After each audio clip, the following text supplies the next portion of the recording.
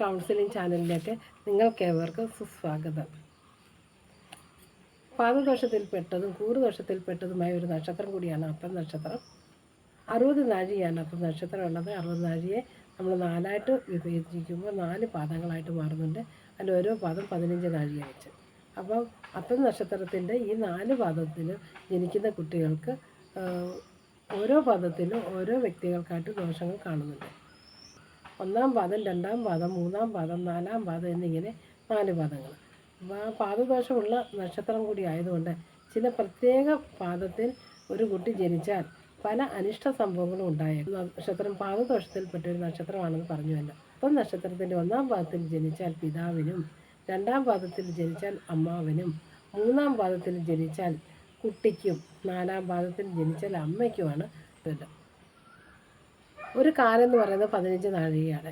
അല്ലെ ഒരു പാദം എന്ന് പറയുന്നതിന് ചോദിച്ചു കഴിഞ്ഞാൽ ഉണ്ടാകുന്ന ദോഷത്തെക്കുറിച്ചാണ് ഇവിടെ പറഞ്ഞത്. എന്താണ് കാല്, എന്താണ് പാദം? 60 നാഴിക 4ആയിട്ട് വിഭജിക്കുമ്പോൾ അതിൽ ഒരു ഭാഗത്തെയാണ് കാല്. അത് 15 നാഴിക കാണും. ആ 15 നാഴികയെ വീണ്ടും നമ്മൾ 4ആയിട്ട് ഭാഗിക്കുന്നു. അത് കാലിൽ കാലെന്ന് പറയും. അങ്ങനെ 3.25 നാഴിക, അങ്ങനെ പാദത്തെ 4ആയിട്ട് വിഭജിച്ച് കിട്ടുന്ന 3.25 നാഴികയിൽ ഈ പറയുന്ന 1-ാം പാദം, 2-ാം പാദം, 3-ാം പാദം എന്നിങ്ങനെ പറയുന്നല്ലോ ഈ ദോഷം സംഭവിക്കുന്നത്. ആ പറയുന്ന വ്യക്തികൾക്ക് ആ പാദത്തിലാണ് ഇവർക്ക് ഈ കുട്ടി ജനിക്കുന്നതെങ്കിൽ പറയുന്ന വ്യക്തികൾക്ക് ദോഷം സംഭവിക്കുന്നത്. അതായത് ഉദാഹരണമായി 1-ാം പാദത്തിൽ കുട്ടി ജനിച്ചാൽ പിതാവിന് ദോഷം സംഭവിക്കുമെന്ന് പറഞ്ഞുവല്ലോ. അപ്പോൾ 1-ാം പാദമായ 15 നാഴികയെ 4 ഭാഗമായി വിഭജിക്കും.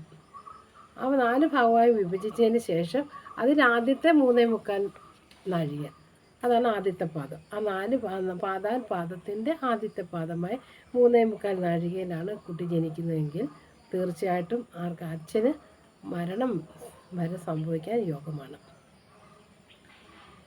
ഈ 3.25 നാഴികയിൽ പാദം എന്നാണ് പറയുന്നത്. ഈ 3.25 നാഴികയിൽ ജനിച്ചാൽ മാത്രമാണ് ഇങ്ങനെ സംഭവിക്കുന്നത്. ഇങ്ങനെ 2-ാം പാദത്തിൽ ജനിച്ചാൽ ഈ പറഞ്ഞ 3.25 നാഴിക, 2-ാം പാദത്തിലെ 2-ാം പാദം, ഇത് 3.25 നാഴിക വരുമ്പോൾ അമ്മാവിന് ദോഷം സംഭവിക്കുകയും, അങ്ങനെ 3-ാം പാദത്തിൽ ജനിച്ചു കഴിഞ്ഞാൽ ഈ പാദത്തിൻ്റെ 3-ാം പാദമായ 3-ാം പാദത്തിൽ 3.25 നാഴിക ചെല്ലുമ്പോൾ കുട്ടിക്ക് തന്നെ ദോഷം സംഭവിക്കുകയും, 4-ാം പാദത്തിൽ 3.25 നാഴിക ജനിച്ചാൽ അമ്മയ്ക്കും ദോഷം സംഭവിക്കുകയും ചെയ്യുമെന്നാണ് പറയുന്നത്. അത്തം നക്ഷത്രത്തിൻ്റെ കൂറുദോഷം സംഭവിക്കുന്നത് എങ്ങനെയാണെന്നൂടെ പറയാം. അത്തം നക്ഷത്രത്തിൽ ജനിക്കണം, ചൊവ്വാഴ്ച ജനിക്കണം, കന്നി ലഗ്നമായിരിക്കണം, തിഥി സപ്തമി ആയിരിക്കണം. ഇങ്ങനെ കൂടെ വന്നു കഴിഞ്ഞാൽ മാത്രമേ ദോഷം സംഭവിക്കുകയുള്ളൂ. ഇനി വിശദമായി കുറേ കാര്യങ്ങൾ കൂടി പറയാനുണ്ട്. സമയപരിമിതി കാരണം ഞാൻ കൂടുതലായിട്ട് നീട്ടുന്നില്ല. പിതാവിന് മരണം സംഭവിക്കുന്ന നക്ഷത്ര യോഗത്തെക്കുറിച്ചാണ് ഇനി അടുത്ത വീഡിയോ ഇടുന്നത്.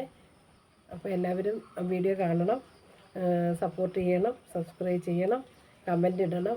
അതിനകത്ത് ഗുണമോ ദോഷമോ എന്ത് ആയിക്കോട്ടെ, എനിക്ക് തിരുത്താൻ പറ്റുമല്ലോ, അത് ചെയ്യണം. പാദദോഷത്തെക്കുറിച്ച് ഉള്ള അഭിപ്രായങ്ങൾ നിങ്ങൾ പറയണം. ഓക്കെ.